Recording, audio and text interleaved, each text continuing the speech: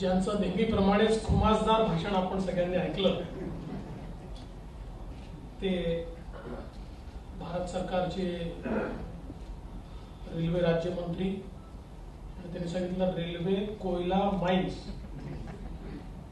अशा सगळ्या प्रमुख विभागाचे राज्यमंत्री आदरणीय रावसाहेब दानवेजी हा अतिशय चांगला कार्यक्रम ज्यांनी ऑर्गनाइज केला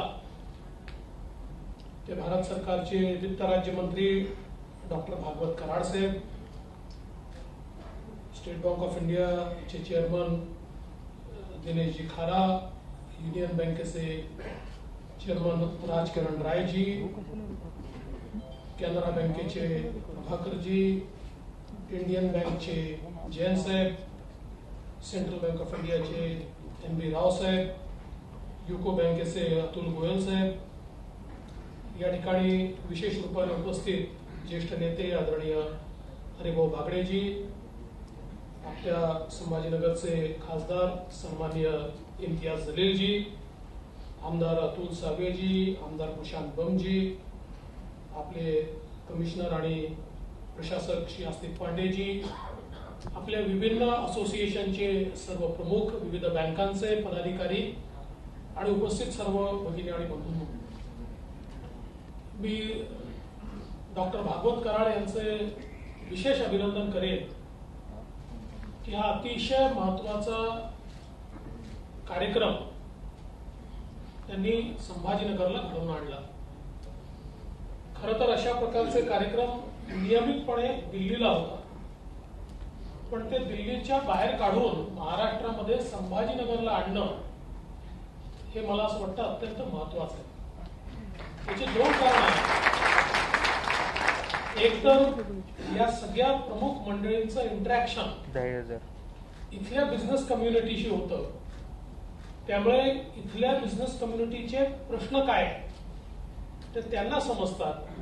आणि दुसरं, आज ज्यावेळी त्यांनी फील्ड व्हिजिट केली, ऑरेंज सिटी बघितली, DMIC बघितला, समृद्धी महामार्ग बघितला, उद्याच्या काळामध्ये या इन्फ्रास्ट्रक्चरच्या भरोश्यावर औरंगाबाद किंवा जालन्यातनं कोणी एखाद्या प्रोजेक्ट करता जर त्यांच्याकडे पैसे मागितले तर त्यांच्याकडे फर्स्ट हँड इन्फॉर्मेशन इथल्या इन्फ्रास्ट्रक्चरची आहे, इथल्या संपूर्ण इकोसिस्टीमची आहे.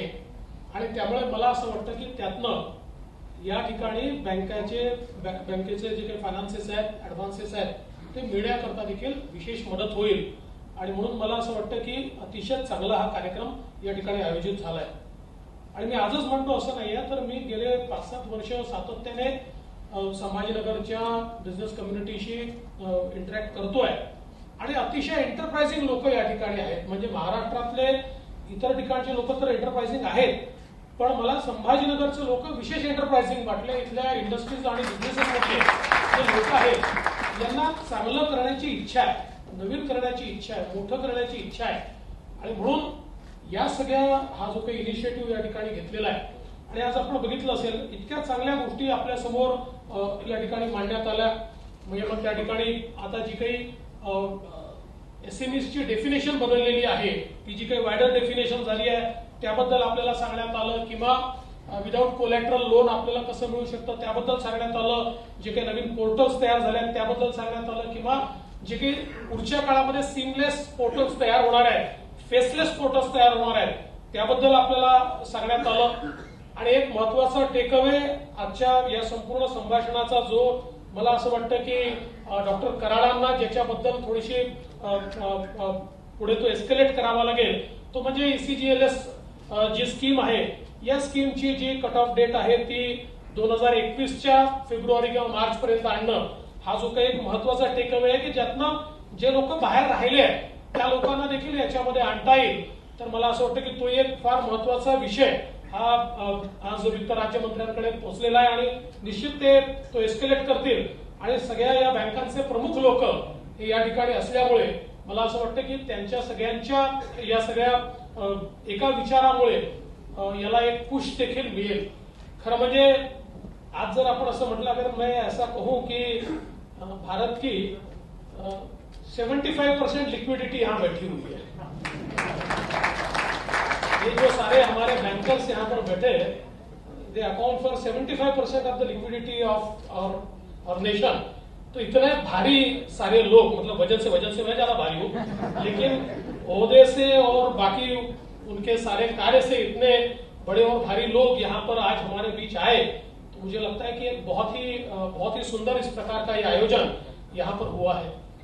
मैं ऐसा मानता हूं कि ये तो हमने बिजनेस कम्युनिटी की बात की, लेकिन फाइनेंशियल इंक्लूजन ये हमारे देश में एक बहुत सटल क्रांति है, एक बहुत ही धीरे धीरे एक ऐसी क्रांति फाइनेंशियल इंक्लूजन के माध्यम से हो रही है जिससे हम लोग अधिकारिता दे रहे हैं। देखिए, आप विचार कर सकते हैं कि जनधन में हमने 46 करोड़ अकाउंट खोले। इसका मतलब क्या होता है? The adult population of India is around 90 crore और 98 करोड़। उसमें से 50% लोगों के अकाउंट्स अब जनधन में खुले। इसका मतलब यह है कि हमारी जो एडल्ट पॉपुलेशन है उसमें से 50% लोग ऐसे थे जिन्होंने कभी भी बैंक का चेहरा नहीं देखा था, जिनको बैंक पता नहीं था, जो किसी भी फाइनेंशियल इंक्लूजन में नहीं थे। और मैं ऐसा मानता हूं कि हमारे प्रधानमंत्री मोदी जी की जो कार्यप्रणाली है, उस कार्यप्रणाली को अगर हम लोग ठीक से असेस करें तो हमारे ध्यान में आएगा कि देश में योजनाएं कई बनी और कई सालों से बनी और भिन्न भिन्न गवर्नमेंट्स ने बनाई, लेकिन किसी भी योजना को कारगर रूप से कार्यान्वित करना, ये जिस प्रकार से मोदी जी ने करके दिखाया, अभी हम लोग देख सकते हैं कि गरीबी हटाओ का नारा ये हमारे देश में सबसे पहले इंदिरा जी ने दिया था और उसके बाद सक्सेसिव गवर्नमेंट्स ये गरीबी हटाओ का नारा देती रही, लेकिन हम गरीबी हटा नहीं पाए। स्कीम्स बनी, बहुत अच्छी स्कीम्स बनी, लेकिन वो आखिरी व्यक्ति तक नहीं पहुंच पाई। आप सभी को याद होगा, एकदा राजीव गांधींनी आपल्या भाषणामध्ये सांगितलं होतं की मैं दिल्ली से अगर 1 रुपया भेजता हूं तो आखिरी आदमी तक 15 पैसे पहुंचते हैं, 85 पैसे हमारी सिस्टीम खा जाती है। आणि त्यावेळेस खूप टीकाही झाली, त्यानंतर आम्ही देखील भाषणांमध्ये त्याच्यावर भरपूर टीका केली, पण ते वास्तव होतं, दॅट वॉज रियालिटी, की आपल्या देशातली डिलिव्हरी सिस्टीम अशी होती की ज्या सिस्टीम मध्ये 1 रुपया पाठवल्यानंतर त्यातले 15 पैसे पोचायचे आणि 85 पैसे हे सिस्टीम मध्ये जायचे, आणि मग कितीही गरीब कल्याणाच्या योजना तुम्ही तयार केल्या तरी देखील त्या योजना या अशा प्रकारच्या भ्रष्टाचारात संपून जायच्या।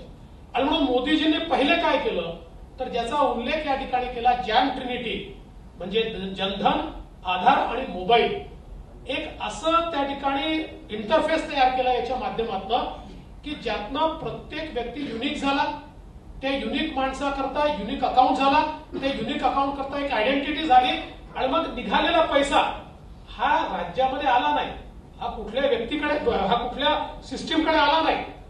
दिल्लीहून थेट पैसा तो जर माझ्या नावाने निघाला तर माझ्याच खात्यात गेला, तो बंडूच्या नावाने निघाला तर बंडूच्या खात्यात गेला, खंडूच्या नावाने गेला तर खंडूच्या खात्यात गेला, अजून तिसऱ्याच्या नावाने निघाला तर तिसऱ्याच्याच खात्यात गेला।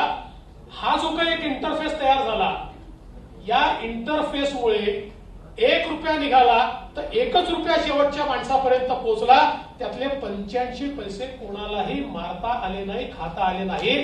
आणि म्हणून पहिल्यांदा improvement in the delivery system बदलण्याचं काम, ती इम्प्रूव्ह करण्याचं काम हे माननीय मोदीजींनी केलं। मी काय याच्यातलं वेगळेपण सांगतो, फायनान्शियल इन्क्लुजनचा फर्स्ट फेज हा मनमोहन सिंगजींच्या काळात देखील सुरू झाला होता। In 2011 we started financial inclusion, पण त्यावेळेचे जे खाते आपण काढले, जवळजवळ 15% more people were added in those 4 years into financial inclusion, पण ते सगळे खाते डिफंक्ट झाले। कारण काय तर आम्ही त्या खात्याचा पुढे यूज काय हा ठरवला नाही। त्यामुळे खाते काढले, त्याला खातं मिळालं, पण त्याच्यानंतर त्या खात्याचं काय करायचं त्यालाही माहिती नाही आणि सरकारलाही माहिती नाही। मोदीजींनी खाते काढल्यानंतर ते खाते सतत सुरू राहिले पाहिजे, म्हणून त्या जनधन अकाउंटमध्ये डीबीटीच्या माध्यमातून आणि जी काही जॅम ट्रिनिटी तयार केली याच्या माध्यमातून थेट ट्रान्सफर सुरू केले। ते ट्रान्सफर सुरू केल्यानंतर त्या खात्यांच्या सोबत रुपी कार्ड दिलं, त्याच्यामुळे त्याला गरज पडल्यानंतर सावकाराकडे जायची गरज नाही, कोणाकडनं 1%, 2%, 3% पैसे घ्यायची गरज नाही. तो थोडेसे पैसे त्या कार्डाच्या भरोश्यावर घेऊ शकतो, म्हणजे त्याचं अकाउंट सुरू झालं. म्हणून आज मला कदाचित आकडा योग्य मला माहित नाही, पण I don't know, the bankers may be able to tell, but I think around 80% of the general accounts are live. 85%, म्हणजे 85% जनधन अकाउंट हे आज चालू आहे. म्हणजे तेवढे लोक जे फायनान्शियल इन्क्लुजन मध्ये आले हे आता बाहेर जाणार नाहीये. आता ते लोक आल्यानंतर या संपूर्ण डिजिटल इंटरफेसच्या माध्यमातून आता सबसिडीज देणं आपण सुरू केलं, तर त्यातनं इतका मोठा फायदा झाला, आपल्याला आश्चर्य वाटेल की पहिल्याच वर्षी केंद्र सरकारने 16,000 कोटी रुपये वाचवले. 16,000 कोटी रुपये सबसिडीमध्ये. म्हणजे प्रत्येकाला सबसिडी दिल्यानंतर एलिजिबल माणसालाच ती सबसिडी मिळाली. पूर्वी सबसिडी आपण द्यायचो, कागदावर सबसिडी दिसायची, पण ती सबसिडी कोणाला मिळायची? ती सगळ्यांना मिळायची, कोणालाही मिळायची, ज्याची पहुंच आहे त्याला मिळायची. आणि सबसिडी करता जो एंटायटल्ड आहे, जो खरा ज्याला मिळाली पाहिजे त्याला ती मिळायची नाही. आता 100% त्याच्यापर्यंत ती सबसिडी पोहोचवण्याचं काम हे माननीय मोदी साहेबांनी सुरू केल्याबरोबर सबसिडी पोहोचायला लागली. आणि केंद्र सरकारने पहिल्याच वर्षी 16,000 कोटी रुपये वाचले. आणि काही लाख कोटी रुपये हे केंद्र सरकारचे वाचणार. हेच सगळे पैसे गरीब कल्याणाच्या योजनेमध्ये त्या ठिकाणी टाकल्यानंतर मोठ्या प्रमाणात गरीबाचं देखील भलं होणार आहे. आज आपण बघतो मुद्रा सारखी योजना आहे. हे खरं आहे की 22% एनपीए हे मुद्रा योजनेमध्ये आहे, पण मी असं म्हणेल की हाही बदललेला भारत आहे. कारण मला आठवतं, रावसाहेबांना अधिक आठवत असेल की एकेकाळी भारत सरकारने एक संजय गांधींच्या नावाने रोजगार योजना काढली होती. आणि त्या काळामध्ये 15,000, 20,000, 25,000 मिळायचे. तेव्हाचे 25,000 2.5 लाखाचे कदाचित बरोबरी आजच्या करतील. त्या योजनेमध्ये एनपीए किती होता? 100%. ज्यांनी पैसा घेतला त्यातल्या कोणीच परत केला, कारण आमच्याकडे सिस्टीमच नव्हती. आज ठीक आहे 22% आहे, 22% इज टू आहे, पण तरी माझं मत असं आहे की हळूहळू हे कमी होईल. पण समजा 100 पैकी 22 लोक डिफॉल्ट झाले तरी त्यातले जे काही 78% लोक आहेत हे कुठेतरी तो पैसा योग्य प्रकारे वापरतायत. आणि त्यामुळे त्या सगळ्या फायनान्शियल सिस्टीम मध्ये ते लोक त्या ठिकाणी सामील होऊन देशाच्या मुख्य धारेमध्ये येत आहेत.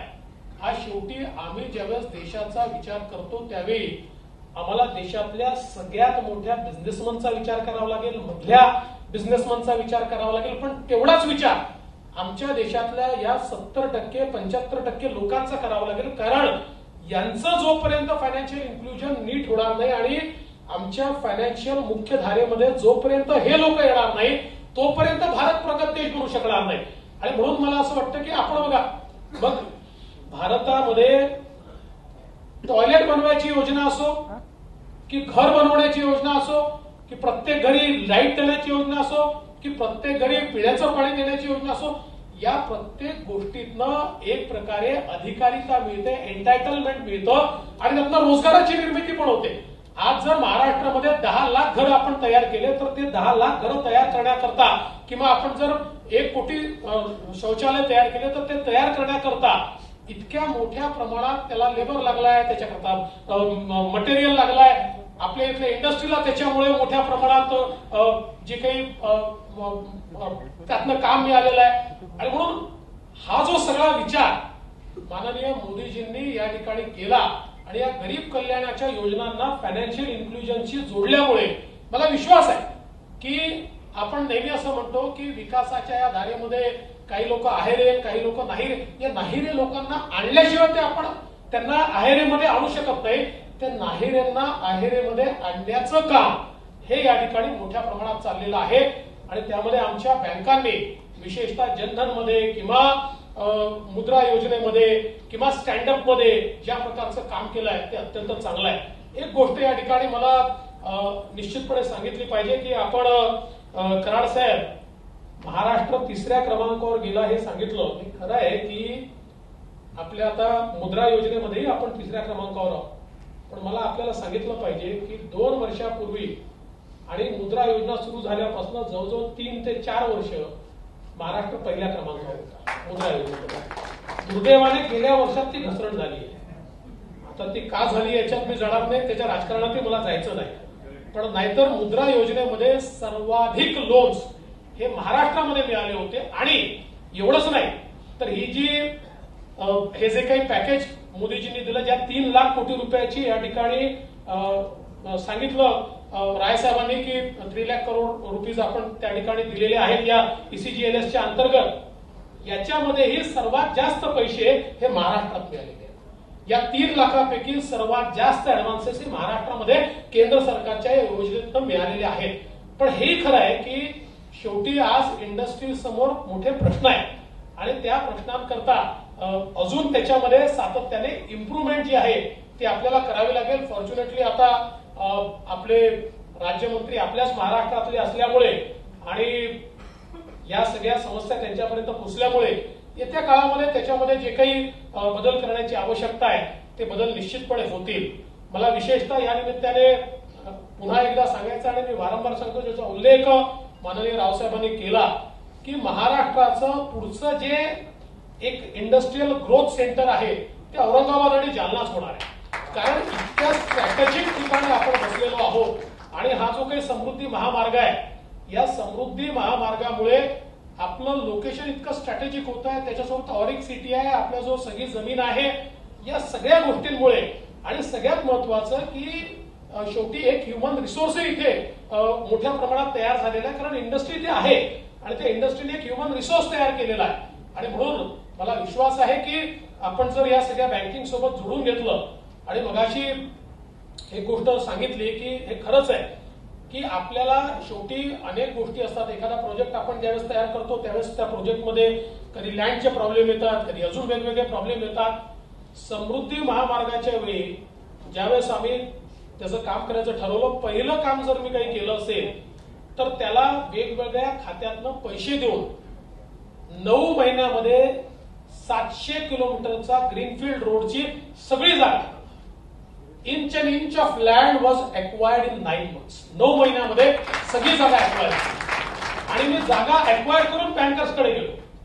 त्यामुळे मी जर जागा एक्वायर न करता अगर मैं बैंकर्स के पास चला जाता तो बैंक मुझे पैसा नहीं देती.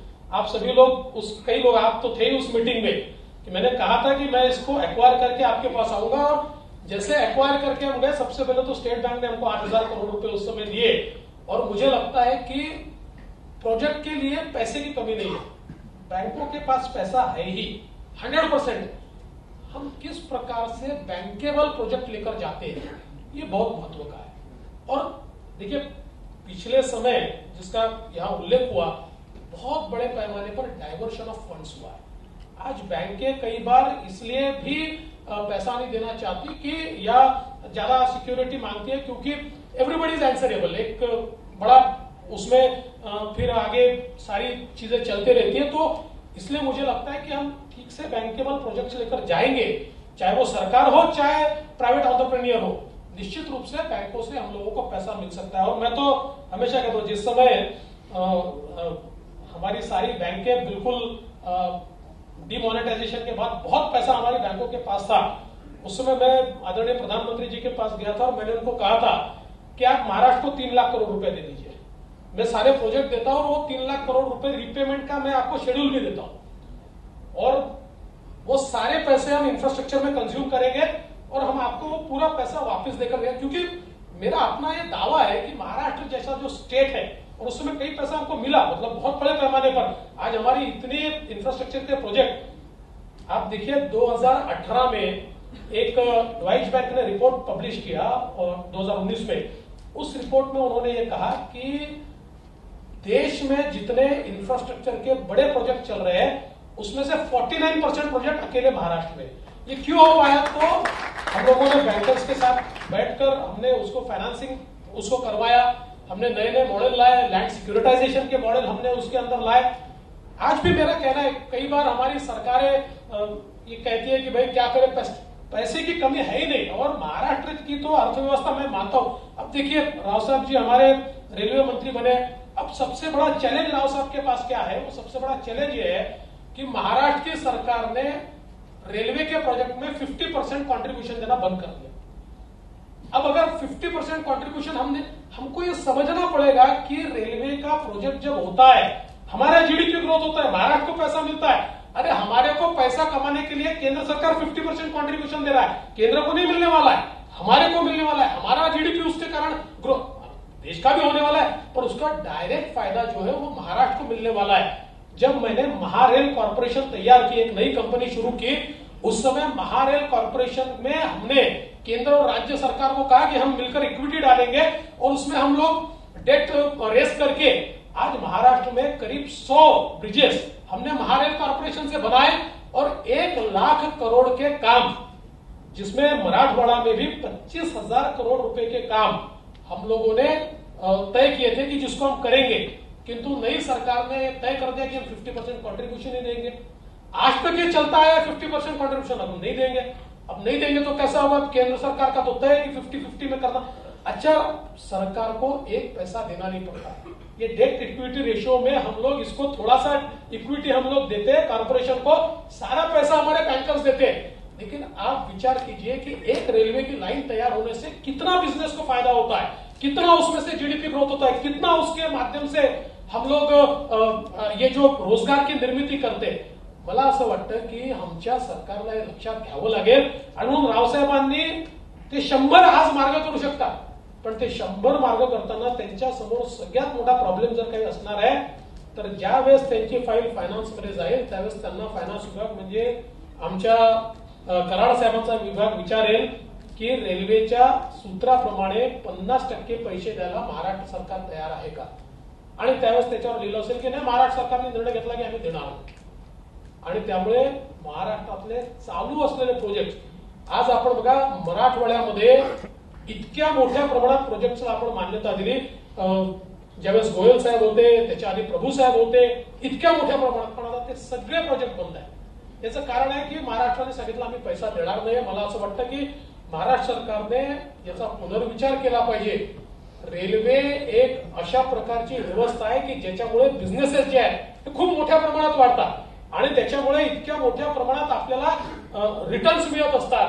तर तो विचार देखील मला असं वाटतं केला पाहिजे। पण मला विश्वास आहे की रावसाहेब आपण जो काही मुद्दा या ठिकाणी सांगितला की समृद्धी महामार्गावर फास्ट ट्रेन, मला विश्वास आहे की तुम्ही निश्चितपणे ते करू शकता। त्याकरता समृद्धी मार्गावर जागा पण आहे आणि तुम्ही जर ते मनावर घेतलं तर एक अतिशय चांगली सिस्टीम। आणि आपण ज्यावेळेस विचार केला होता त्यावेळेस ही सिस्टीम केवळ पॅसेंजर करता नाही, ही गुड्स करताही करायची। कारण समृद्धी महामार्ग हा पोर्ट कनेक्टिव्हिटीचा मार्ग आहे आणि पोर्ट कनेक्टिव्हिटी करता डेडिकेटेड फ्रेट कॉरिडॉर म्हणून जर आपण याला म्हणजे पॅसेंजर आणि फ्रेट असा जर आपण तयार केला तर मला असं वाटतं रावसाहेब, मी आताच म्हणत होतो की संभाजीनगर आणि जालना याचा हात पुढे कोणी पकडणार नाही, पण हा जर फ्रेट कॉरिडॉर जर तयार झाला तर मग मात्र तुम्हाला पाहायचीच गरज नाहीये। मग लोक तुमच्याकडे येतील की आम्हाला आता इथली जागा द्या आणि तुम्ही सांगाल की नाही आता 10,000 एकर केली होती आता संपली, आता तुम्हाला देता येत नाही, नवीन अक्वायर केल्यानंतर आम्ही देऊ। हा फरक याच्यातनं निश्चितपणे पडू शकतो। आणि मला असं वाटतं की समजा याच्यामध्ये जर काही चॅलेंज असेल आणि राज्य सरकार जर पैसे द्यायला तयार नसेल तर फ्रेट कॉरिडॉर करता तुम्ही पोर्ट कनेक्टिव्हिटी असल्यामुळे जेएनपीटी पोर्ट सोबत एक कॉर्पोरेशन तयार करून त्या माध्यमातून डेट इक्विटी रेशिओच्या माध्यमातून पैसे रेस करून हे केलं पाहिजे। आणि त्याला आपला शेवटी डीएमआयसी हा केंद्राचाच प्रोजेक्ट आहे, त्या प्रोजेक्टशी जोडून जर आपल्याला हा करता आला तर निश्चितपणे मोठा त्यात फायदा होईल। पण तरी मला हा विश्वास आहे शेवटी महाराष्ट्रातलं सरकार कोणी असलं तरी शेवटी प्रत्येक सरकारला काही ना काही आपला विकास व्हावा असं वाटतं आणि तो जर वाटत असेल तर सरकार हे आडमोठं धोरण सोडेल आणि किमान विदर्भ असेल, मराठवाडा असेल, इथल्या प्रोजेक्ट करता तरी 50%चं कॉन्ट्रीब्युशन हे आपलं कंटिन्यू करेल आणि आपल्याला मोठ्या प्रमाणात ते परिवर्तन करता येईल। खरं म्हणजे उद्याचा दिवस अत्यंत महत्वाचा आहे, मराठवाडा मुक्ती दिवस उद्या आहे। मी उद्या इथे नसणार आहे, त्याच्यामुळे आजच आपल्याला मराठवाडा मुक्ती दिनाच्या शुभेच्छा देतो।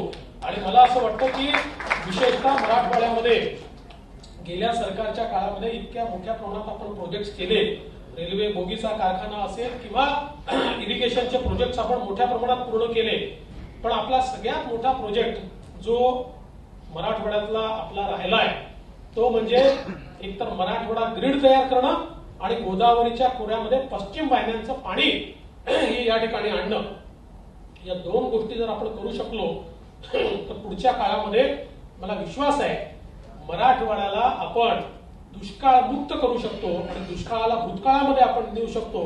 त्याही दृष्टीनं मला असं वाटतं की हे सरकार निश्चितपणे जर गेल्या 2 वर्षात काही करू शकलं नसलं तरी पुढे निश्चितपणे हे सरकार त्याबद्दल काही ना काही कारवाई करेल. मी आज यापेक्षा अधिक बोलणार नाही. एवढंच सांगतो की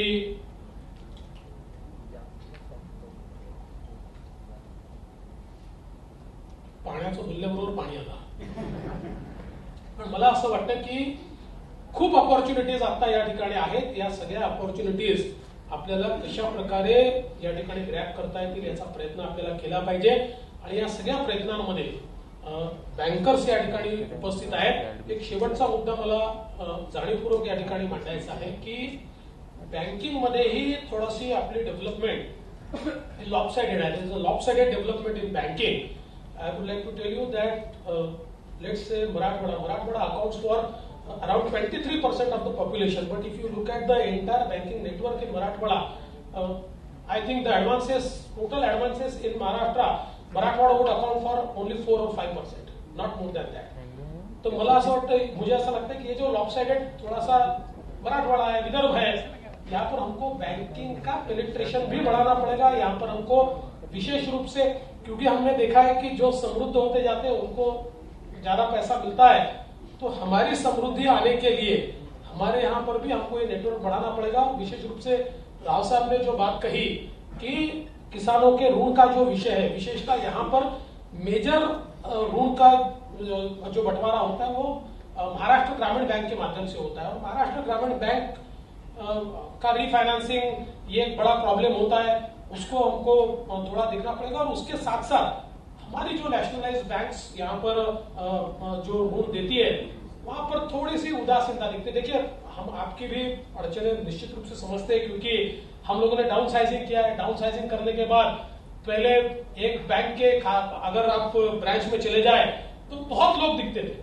अब आप लोगों ने टेक्नोलॉजी का इस्तेमाल शुरू किया है तो बैंकों में 3 या 4 लोग कई जगह दिखते हैं, छोटी ब्रांच में लोग नहीं दिखते. और ये 1.5 महीने के काल में आपको कई 10,000 किसानों को सर्विसिंग करना है, कई 20,000 लोगों को करना है, तो आपके वहां के जो लोग हैं वो भी तंग आ जाते हैं. तो वो कहते हैं कि भाई ये न आए तो ज्यादा अच्छा है, तो कोई बहाने आप बना दो तो ये नहीं आए.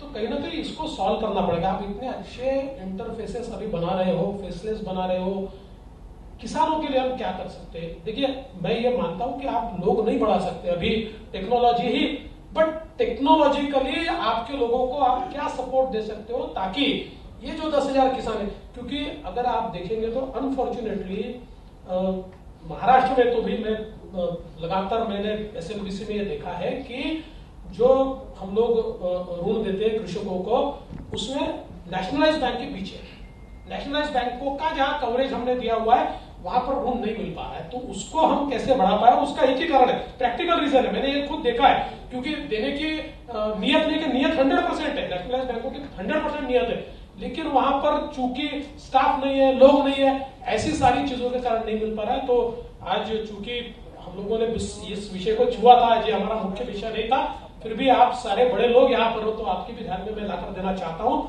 कि हम लोग इसके बारे में भी थोड़ा सा विचार करें और इसको टेक्नोलॉजी कल हम कैसे हैंडल कर पाए इसका भी विचार हम लोग करें. मैं फिर एक बार हमारे भागवत कराड़ जी का बहुत बहुत आभार व्यक्त करना चाहता हूं कि इतने अच्छे कार्यक्रम में उन्होंने मुझे यहाँ पर न्योता दिया. और मैं आज किन्हीं कारणों से आ नहीं सकता था, लेकिन डॉक्टर कराड़ साहब का बहुत ज्यादा आग्रह था और मुझे लगता है कि मैंने बहुत अच्छा निर्णय लिया यहाँ आने का, क्योंकि यहाँ आने के बाद जिस प्रकार का ये सारा कॉन्क्लेव यहाँ पर हुआ है, जिस प्रकार के लोग सारे आए हैं, ये देखने के बाद मैं अपने आप को सौभाग्यशाली मानता हूँ कि एक बहुत अच्छे कार्यक्रम में आप सबने मुझे बुलाया. मैं फिर एक बार आप सभी का बहुत बहुत धन्यवाद देते हुए अपने शब्दों को विराम देता हूँ. जय हिंद, जय भारत.